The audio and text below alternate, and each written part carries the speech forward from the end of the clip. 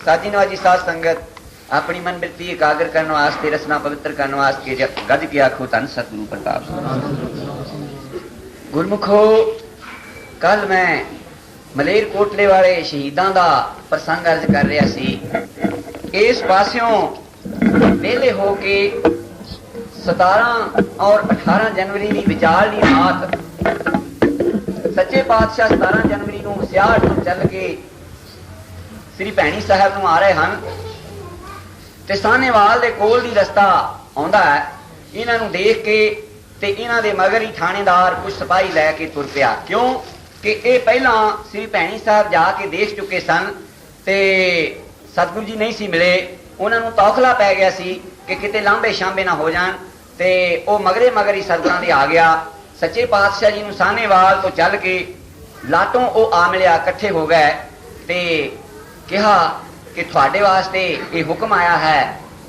Commissioner दा कि तुसी लुधियाने अपने सूबियां समेत हाजिर होवो। सतगुरु जी कहन लगे कि इन्नी तैयारी करन दी केड़ी लोड़ सी, सानू ते किसी भंगी दे हाथ सुनेहा भेज देंदे तां असीं आ जाना सी ते तुहानू इन्नी तकलीफ करन दी केड़ी लोड़ सी। ते चलो एक बार डेरे होए आउने आ ते फिर चलदे हां। सच्चे पातशाह डेरे आ गए हैं। आके जरूरी गल्लां कुछ श्री सतगुरु हरि सिंह जी नूं समझाइयां जेड़े कि उस वेले बुद्ध सिंह दे रूप सन ते ओ बड़ियां अर्जां ते तरले करदे हन कि सच्चे पातशाह तुहाडा ये कसूर सारा जिहड़ा तुहाडे जुम्मे लाउंदे हो मैं सारा अपने सिर ते झल लैना हां, तुहाडे थां मैं चला जांदा हां ते तुसीं ये सिੱਖੀ बाल नूं हरा रखोगे। ते सतगुरु जी ने फरमाया कि ये कार मेरे जान तो बगैर नहीं टुरनी ते नाले मेरा शेर दा वर्ग है, हरन दा वर्ग है, मैं नहीं रह सकदा, तेरा चूहे दा वर्ग है, तू इत्थे बैठा ही कुतर दई। गुरु हरि सिंह पातशाह जी ने जो कुछ कीता गुप्त रह के ओ इतिहास दसेगा कि किन्ना काम सतगुरु हरि सिंह जी ने निर्माणता दे अंदर रहिंदे होए ते विचे विच की कुछ कर दिता 34 साल दे विच। हुण सच्चे पातशाह तैयार होए हन ते साध संगत नूं हुक्म दिता कि कोई भी शरीर इत्थे डेरे च ना रहे, सब घरां नूं चले जाओ, जिहड़ा इत्थे रहेगा वो औखा होएगा। पता सी सतगुरां नूं कि मगरों तलाशियां होणगियां, गिरफ्तारियां होणगियां, बड़ा कुछ होएगा। ते 11.25 रुपए का कड़ा प्रसाद सवेरे ही अमृत वेले करके बरता देना ते सब संगत घरां नूं चली जाए। ते सच्चे पातशाह तैयारी करते हैं ते जेड़े वस्त्र पहनाउण वाले सेवादार हैं वो कहते हैं कि सच्चे पातशाह क्योंकि रात का टाइम है ते सियाल की रुत है, माघ का महीना है ते केड़े गर्म कपड़े पशमीने दे लियाइए, केड़ा पोशाका लियाइए, हुक्म करो। ते सच्चे पातशाह ते 3 साल पहले ही कह चुके सन। वो जिस वेले माई करमों काली कंबली लियाई सी, वो कंबली कहन लगे ओहो ही काली कंबली लियाओ, उसे नूं पैरांगे। ते अर्ज की दरोगे ने कि सच्चे पातशाह घोड़े तैयार करिए, चंबी घोड़ी ते काठी पावां जां कि चीनी घोड़ी ते काठी पावां। सच्चे पातशाह कहन लगे नहीं भाई, ये हुण नाए थके आए हैं घोड़े ते इन्हां नूं रहण दिओ, गड्ढा तैयार करो। ते इसे तरह दा समा बना लिया, उधरों सूरज छिपण दे आर पार है ते सच्चे पातशाह इस तरह बना के ये सीन जिस तरह के अयोध्या तो कदे रामचंद्र जी तुरे सन, वो किस तरह भयानक सीन होएगा, वो किस तरह अर्ज कीती है।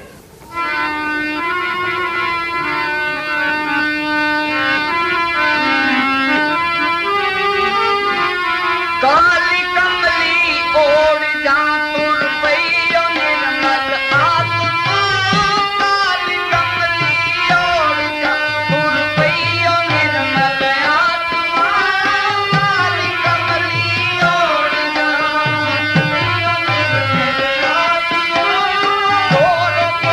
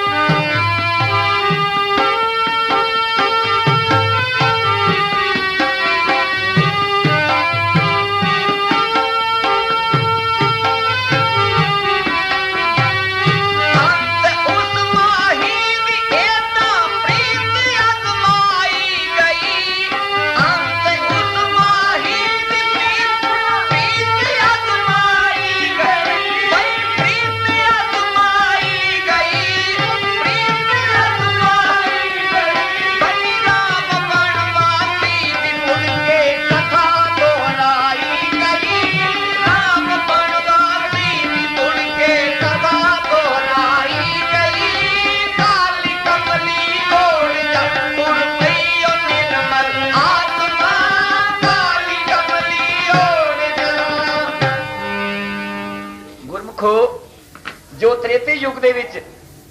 दशरथ दे नाल कोई उसका नाम जथरथ कहंदा है। जथरथ तो जस्सा सिंह नाम होया सतगुरु जी के पिता का, ते बाबा जस्सा सिंह विलाप करता है कि सच्चे पातशाह तुसीं ओ फिर त्रेते वाली कथा फिर दोहराउण लगे हो। मैं अगे भी तुहाडे इसे तरह विछोड़े के दुख नाल मरिया सी ते हुण फिर तुसीं मैनूं छड्ड के जा रहे हो। तो जिस तरह कवि ने लिखिया कि जिस वेले मस्तानियां नूं शहीद करके फिर हुण इस माही की प्रीत की अजमाइश करन लगे हैं। जिस तरह सच्चे पातशाह कहंदे सी कि मैनूं जद तक हाथ नहीं पाउणगे तद तक धर्म नहीं टुरदा। मेरे सच्चे पातशाह सतगुरु प्रताप सिंह जी ने एक बार दीवान च आख्या सी कि हुण मेरे बुढ़े बारे गौरमेंट हड रोलना चाहती है, मगर वो सतगुरु पातशाह का ज्योति जोत समाउण का जिहड़ा पाप सी गौरमेंट के मत्थे मड़ के सच्चे पातशाह ने देह दा ओला कीता। ते हुण जिस वेले सच्चे पातशाह तैयार हो के गड्डे ते बैठ गए हैं ते किस तरह कायनात रोंदी जरा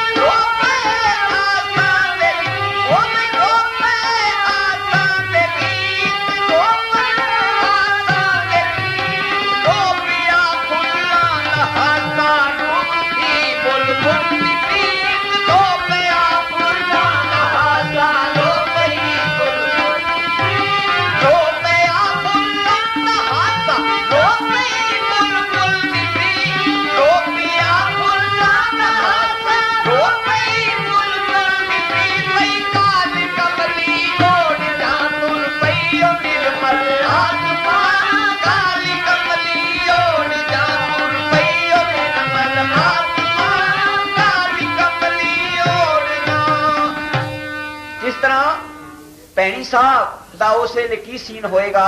जिस वेले सच्चे पातशाह पता नहीं कितना लंबा ये बनवास है।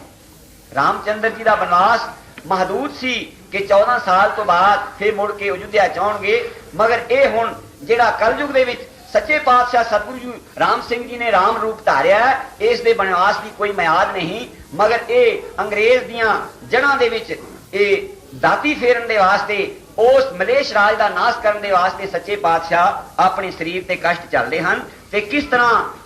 पंछी ते पंखेरू सब रोंदे हैं।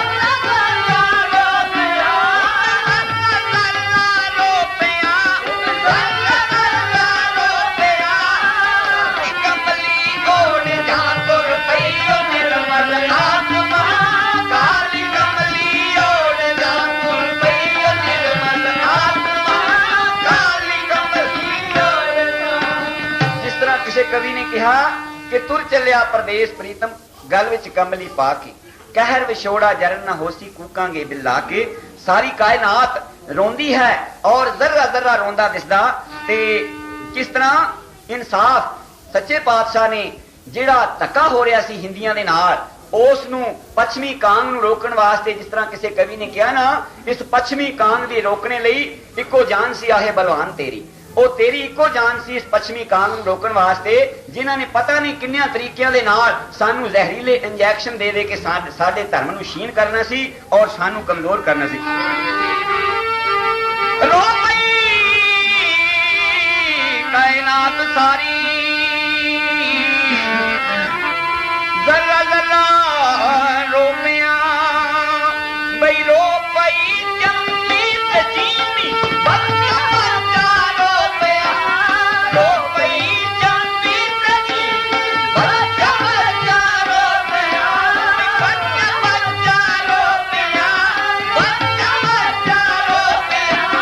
ਕਾਲੀ ਕਮਲੀ ਓੜ ਜਾਂ ਤੁਰ ਪਈ ਓ ਨਿਰਮਲ ਆਤਮਾ,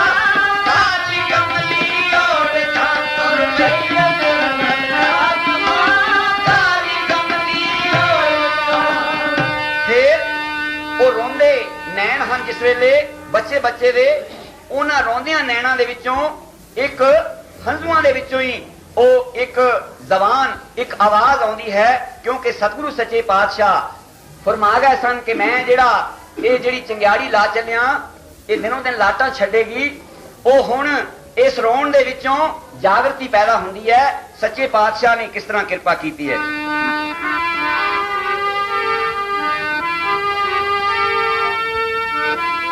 ਰੋਂਦਿਆਂ ਨੈਣਾਂ ਦੇ ਹੰਝੂ ਬਣ ਗਏ ਦਿਲ ਦੀ ਜ਼ਬਾਨ, ਰੋਂਦਿਆਂ ਨੈਣਾਂ ਦੇ ਹੰਝੂ ਬਣ ਗਏ ਦਿਲ ਦੀ ਜ਼ਬਾਨ, ਰੋਂਦਿਆਂ ਨੈਣਾਂ ਦੇ ਹੰਝੂ ਬਣ ਗਏ ਦਿਲ ਦੀ ਜ਼ਬਾਨ, ਬਣ ਗਏ ਦਿਲ ਦੀ ਜ਼ਬਾਨ,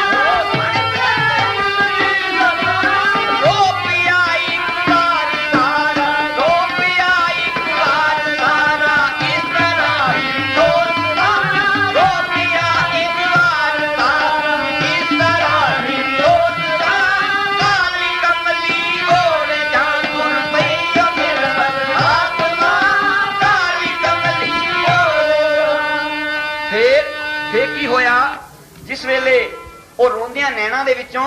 ਉਹ ਜਿਹੜੇ ਅਥਰੂ ਸਨ ਉਹ ਇੱਕ ਐਸੀ ਇੱਕ ਚੀਜ਼ ਬਣ ਗਈ ਕਿ ਦੁਨੀਆ ਨੂੰ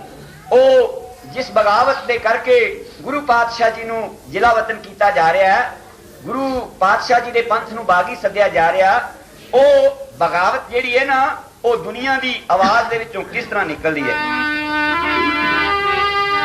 ਇਹ ਇਮਾਨਤ ਇਹ ਬਗਾਵਤ ਹੈ, ਅਮਾਨਤ ਰੱਬ ਦੇ ਦਰਬਾਰ ਦੀ, ਇਹ ਅਮਾਨਤ ਹੈ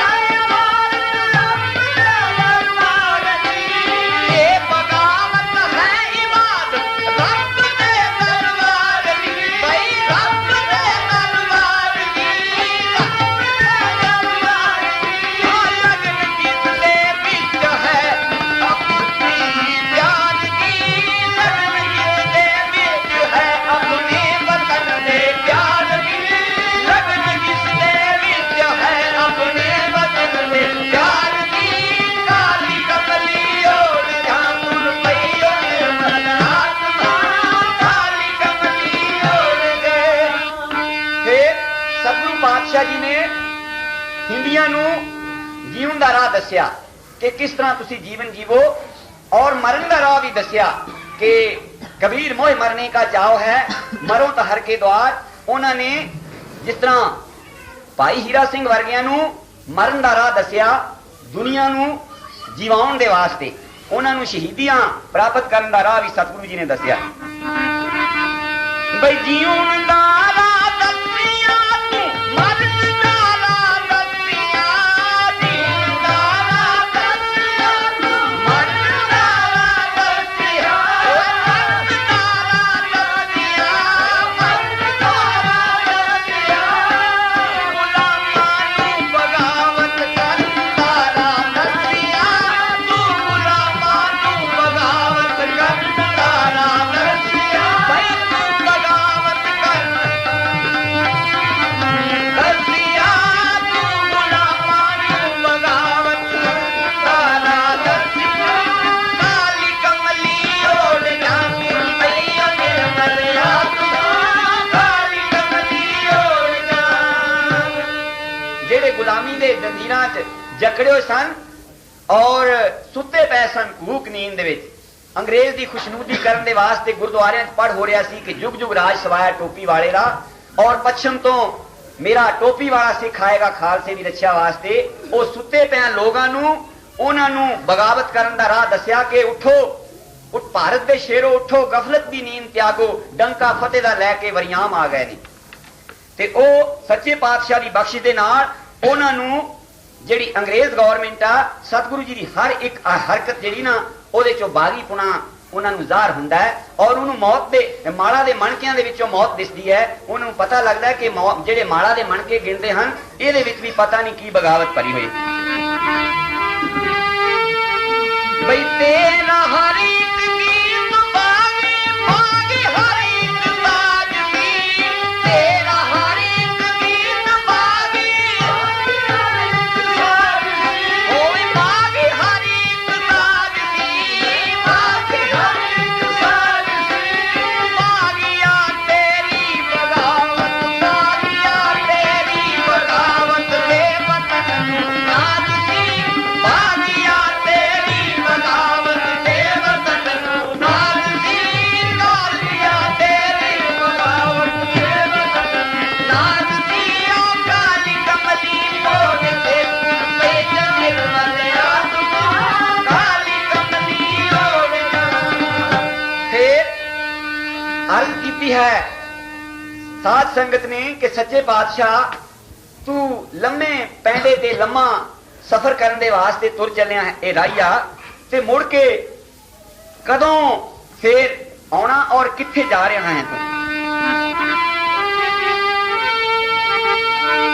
जा रहा तू किस तरफ दस जा असानू राहिया, जा रहा तू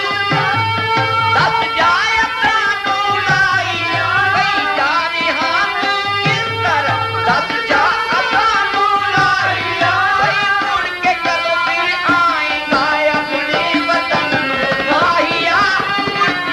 फिर आएगा अपने वतन में राहिया, मुड़ के कदों फिर आएगा अपने वतन में राहिया, बई काली कमली ओढ़ जा तुर पई ओ निर्मल आत्मा, काली कमली ओढ़ जा। गड्ढे ते बैठे हैं जिस वेले संगत ने अर्ज की कि सच्चे पातशाह किस वतन नू चले चले हो और कदों मुड़ के आओगे? आखिरी शेर दे विच सच्चे पातशाह बख्शिश करते हैं, आवांगा ऐसे रूप विच मेरे वतन दे वासियो, आवांगा ऐसे रूप विच मेरे वतन दे वासियो, आवांगा ऐसे रूप विच मेरे वतन दे वासियो, आवांगा ऐसे रूप विच मेरे वतन दे वासियो, मेरे वतन दे वासियो, मेरे वतन दे वासियो, हिंद की आज़ादी लई चलिया, हिंद दे वासियो, हिंद की आज़ादी लई चलिया, हम हिंद दे वासियो, हिंद की आज़ादी लई चलिया, हम वासियो, हिंद की आज़ादी लई चलिया, हम हिंद दे वासियो, काली कमली ओढ़ हम तुर पई ओ निर्मल आत्मा, काली कमली ओढ़ जा। सो गुरमुखो सच्चे पातशाह गड्ढा तैयार करवा लिया। भाई हरदीप सिंह, भाई गुरदीप सिंह गड्ढे नू हकदा है, और बाबा जवाहर सिंह, भाई नानू सिंह और सतगुरु राम सिंह पातशाह ये चारे शरीफ गड्ढे दे उत्ते ला के पखड़ियां ते तंबू वांग बना के ऊपर कपड़ा पाता, सच्चे पातशाह उस दे विच बैठ गए, ते बाकी दे शरीर कुछ नाल पैदल तुर पए। ते हुण मैं परदेस परीतमा, संगत रोवे ते कुलाए, चलिया माही देश पराए, अतलस कसर कुशांगे त्यागे, ते काली कमली गल विच पाके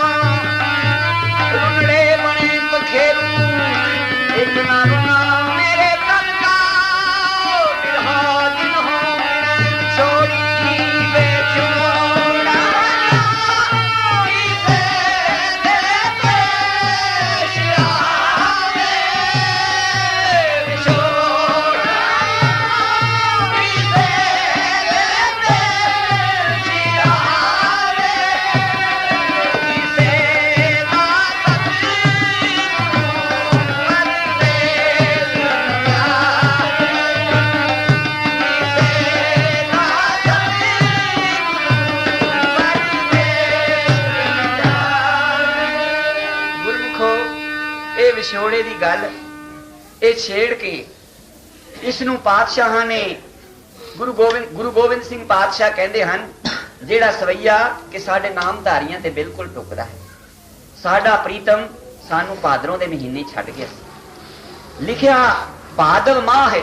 ਚੜਿਓ ਬਿਨ ਨਾ ਹੈ, ਦਸੋਂ ਦਿਸ ਘੋਰ ਘਟਾ ਕਹਿਰਾਈ, ਦਿਓਸ ਨਿਸਾ ਨਹੀਂ ਜਾਣ ਪਰੇ ਤਮ ਬਿਜ ਛਟਾ रव की शवशाई,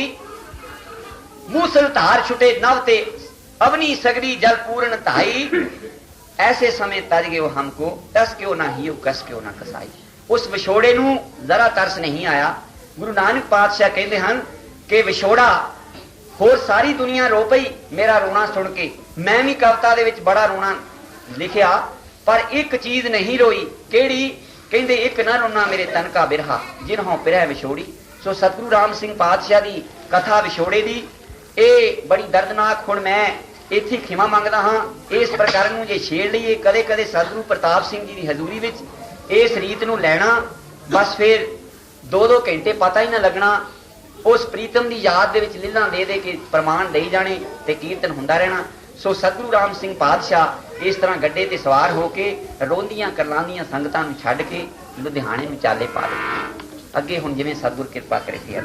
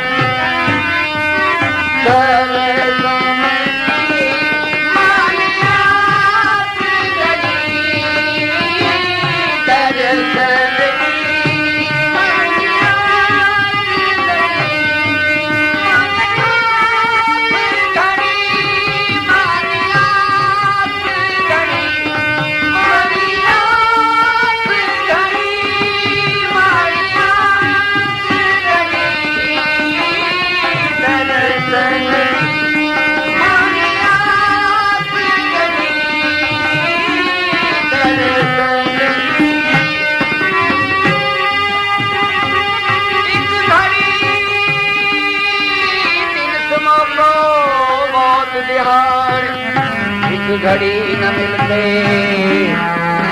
कल युग होता तुम कल भगवंता एक घड़ी मुख बहुत बिहार रहे कैसे मिलो प्यार एक घड़ी दिन मुख कबू ना बिहावे दर्शन की मन आस घनी कोई ऐसा संत मुख पिरो मिलावे